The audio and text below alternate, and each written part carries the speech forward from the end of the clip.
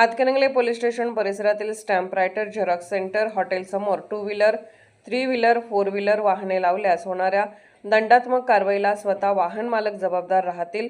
Hatkanangale police station समोरील संपूर्ण परिसराचे सुशोभीकरण होत असल्याचे दिसून येत आहे. सविस्तर माहिती घेतली असता हातकणंगले पोलीस स्टेशनचे पोलीस निरीक्षक शरद मेमाने यांच्या आदेशानुसार पोलीस स्टेशन किंवा तहसील कार्यालय, उपनिबंधक कार्यालय, भूमी अभिलेख कार्यालयात काही कामानिमित्त येत असणाऱ्या नागरिकांना पोलीस निरीक्षक मेमाने यांच्याकडून सूचित करण्यात येत आहे.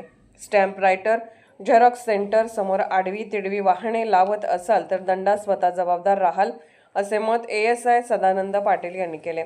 ते पुढे म्हणाले, कोणाची गय केली जाणार नाही. प्रत्येक वाहनावरती दंड होणार आहे. 2 व्हीलर, 3 व्हीलर, 4 व्हीलर पार्किंगची व्यवस्था हनुमान मंदिर परिसरात करण्यात आली आहे.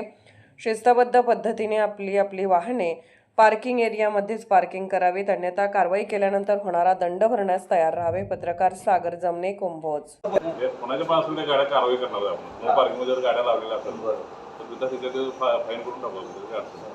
आपण बोर्ड लावू सगळ्यांच्या ठरवून देऊ इथं नो पार्किंग.